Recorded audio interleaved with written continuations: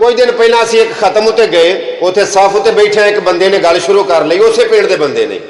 उन्हें आख्या साडे पिंड दे विच एक कमेटी बनी, पूरे पिंड दे लोकां दा उस कमेटी दे विच मुतफिका फैसला है कि मरने उत्ते कुल्लां ते 10वें 40वें दे उत्ते खत्म उत्ते कोई गोश्त वगैरह नहीं पकाया जाएगा, सादा खाना दिता जाएगा, या कोई ऐसा काम नहीं किया जाएगा, वड्डो नहीं की जाएगी कि जिहड़ा माड़े बंदे दी अरेंज तू पहुँच तू ओवर कम होवे, ओहदी औकात बसात तू तां कम होवे। अगर पिंड दे विचों कोई बंदा इस कमेटी के फैसले नहीं मानता, उन्होंने 1 लाख रुपया जुर्माना पाया जाएगा और 100 जुत्ती भरी महफल दे विच उन्हें मारी जाएगी, सरे बाजार उन्होंने 100 जुत्ती मारी जाएगी। बड़ी खुशी हुई है गल सुन के। और जेडे असीं खत्म उत्ते बैठे सन वो 1 लाख नहीं 2 लाख भी भर सकते सन, लेकिन उन्होंने पिंड के कमेटी के इस फैसले को मन्निया और 100 जुत्ती नहीं कोई भी खा सकता। लख दे चलो बंदा भर लेंदा, लेकिन 100 जुत्ती कोई नहीं खा सकता। हकीकत बात तुहानूं ये दसां कि मरन वाला तो मर जांदे ना, असली मर पिछले जांदे ने। यह माशरा नहीं जींदा और लोकी नक बचाते बचाते ना लक्कू रह जाते हैं। और खुदा वास्ते करके एक गल मेरी जेहन दे विच रखिया जे कि दीन एडा औखा नहीं जिड्डा असां खुद औखा कीता है। एडा औखा काम तो नहीं है। अपने इर्दा गिर्द ना अपने मुआशरे दे विच अपने गली माली अपने पिंड दे विच एक कमेटी बनाओ।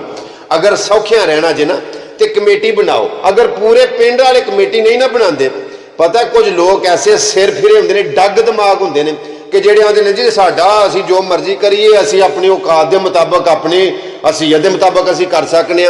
उन्होंने दफा कर छड़ो, पर लफज सुनते हो पे उन्होंने विचों दफा कर छड़ो।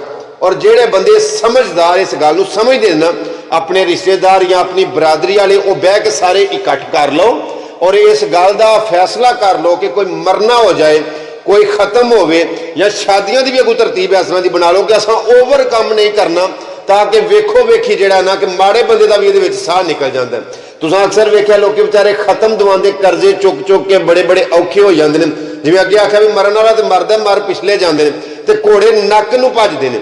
लोग अपना नक बचाने वास्ते भी लोग आखणगे कि वेखो जी उन्हें इन्ना कमाया, तुहाडे वास्ते तुसीं उहदा खत्म नहीं सो कर सकते। हकीकत बात है कि ऐसी वैसी कोई गल नहीं। कित्थे दीन दे विच लिखिया कि तुसां बोटियां ही पकानियां, गोश्त ही पकाना, तो ये वो करना। अगले दिन एक खत्म उत्ते गए जनाब अली, उन्हें सलाद, मिठे चावल, गोश्त, और अपने मुंह दस्सिया जी मैं 2 कट्टे कोई ने, बाद विच खीर ते चामे है, तू वलीमा कीता है। सीरियसली तुहानूं पे दसना, मैं मना नहीं करता, खाना सादा दवो ताकि माड़े बंदे नूं भी एहसासे कमतरी ना होवे कि यार मेरे कोल भी कुछ हुंदा ते मैं भी कुछ करदा। अल्लाह पाक दी जात बड़ा खुश हुंदे ने भुखे नूं खाना खिलाइए, नंगे नूं कपड़ा लिबास पहनाइए, प्यासे नूं पानी पिलाइए, प्याओ खाने खिलाओ। मैं इस चीज़ से इतराज़ नहीं करता, लेकिन इस चीज़ से मैं इतराज़ जरूर करना कि अपने पिंडां दे विचों जो हुण कमेटी कोई ना कोई बना लो। जिवें मैं मिसाल पे देना, अगर तुहाडे नूं वेख वेख के लोकां ने इस मिसाल दे उत्ते इस काम के उत्ते अमल ना किया, तुहाड़ियां मिसालां ना दित्तियां, तो मैं तुहाडा जवाबदार होवांगा। और एक गल तुहानूं दसां कि मजीद इंज दीयां वीडियो वेखण वास्ते मेरे YouTube चैनल का नाम है अवैस घुमन सियालकोटी, उन्होंने सबसक्राइब कर लिया जे। वीडियो चंगी लगे लाइक कमेंट शेयर जरूर करिया जे और इस पैगाम नूं अगल तक जरूर पहुंचाया जे और बैल का बटन जरूर ऑन कर लिया जे ताकि तुहानूं मजीद नवें तो नवीं वीडियो मिलदियां रहन।